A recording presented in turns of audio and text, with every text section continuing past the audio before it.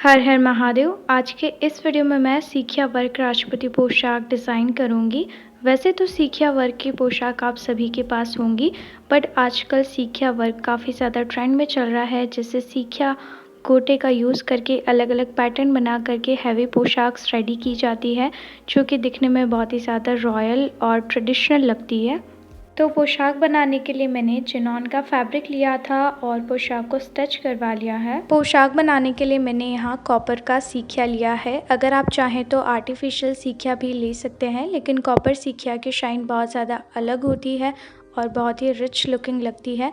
और इसके साइड में जो पिंक कलर है वो भी आपको आर्टिफिशियल सीखिया में नहीं मिलेगा। और ये पिंक कलर ड्रेस के ग्रीन कलर को काफ़ी ज़्यादा कॉम्प्लीमेंट भी कर रहा है। और जैसे कि आप सभी को पता ही होगा कि रियल गोल्ड और रियल सिल्वर के बाद कॉपर की पोशाकों को भी खरी पोशाक में ही कंसिडर किया जाता है।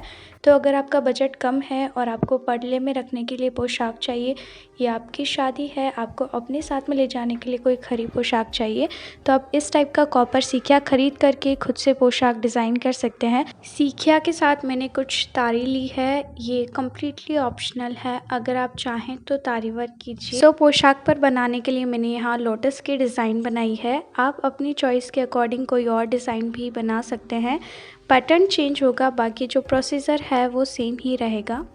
तो सबसे पहले लहंगे की फर्स्ट लेयर के अंदर ये जो नीचे डिज़ाइन बनी हुई है लोटस की, वो पूरी डिज़ाइन बनेगी लहंगे की बॉर्डर पर।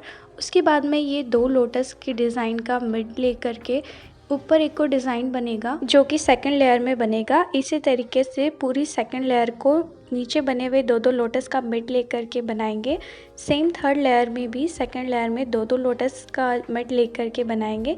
इस टाइप से लहंगे को ऊपर से नीचे तक कवर अप कर देना है। इस पैटर्न को मैं कार्बन पेपर की हेल्प से पोशाक पर ट्रांसफ़र कर रही हूँ, पर मैं आपको कार्बन पेपर बिल्कुल भी सजेस्ट नहीं करूँगी। जब भी इतने बड़े कोई डिज़ाइंस हो, आपको कभी भी कार्बन पेपर का यूज़ नहीं करना है, क्योंकि इससे जो नीचे बनी हुई डिज़ाइन होती है वो बिल्कुल भी शो नहीं होती है। उसकी जगह मैंने आपको बहुत से वीडियोस में बता रखा है, बटर पेपर पर पहले डिज़ाइन को ट्रेस कर लेना है, उसके बाद डिज़ाइन पर छेद कर लेने हैं और छेद पर आपको वाइट पेंसिल चला करके या ट्रेसिंग पाउडर से डिज़ाइन को ट्रेस कर सकते हैं। उस वीडियो का लिंक मैं डिस्क्रिप्शन में ऐड कर दूंगी। तो ऐसे डिज़ाइन को मैंने आगे बढ़ा कर पूरी पोशाक पर डिज़ाइन को ट्रेस कर लिया है।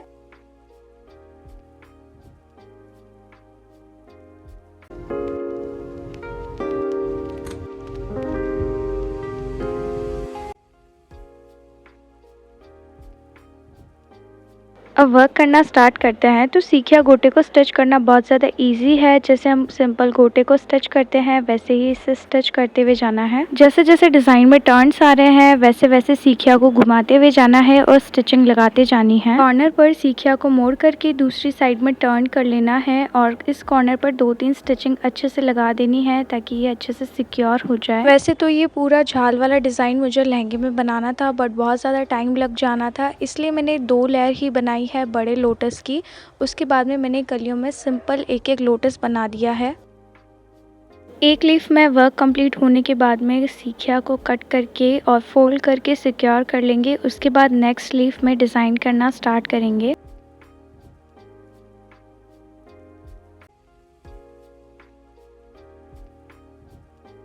तो बस सेम प्रोसेस से स्टिचिंग लगाते हुए जाना है और बहुत ही फिनिशिंग के साथ हमने अपना एक लोटस कंप्लीट कर लिया है। अब लोटस की साइड में ये जो डिज़ाइंस बनी हुई है, उस पर भी सीखिया को स्टिच कर लेना है।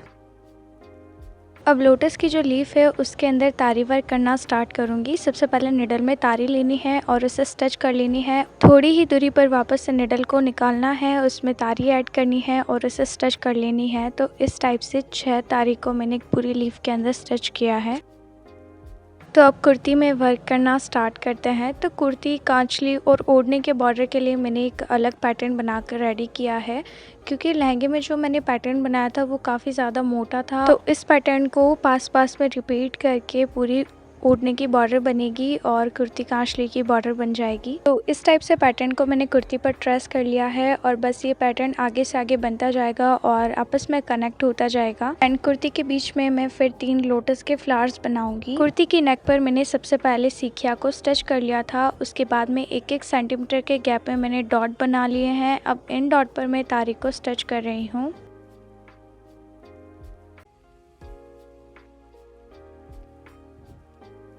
तारी स्टिच करने के बाद में एक और लेयर सीखिया गोटे की बनेगी, जिससे कि नेक का लुक पूरा कंप्लीट हो जाएगा।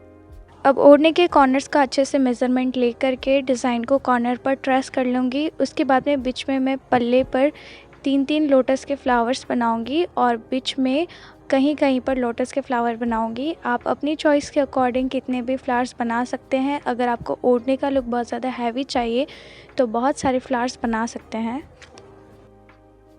So this is the final look of पोशाक। आपको इस पोशाक का लुक कैसा लगा, आपको मुझे कमेंट करके ज़रूर से बताना है। वीडियो अच्छा लगा है तो इसे लाइक ज़रूर कर दीजिए एंड चैनल को सब्सक्राइब भी कर दीजिए ऐसे ही राजपूती पोशाक डिज़ाइन सीखने के लिए।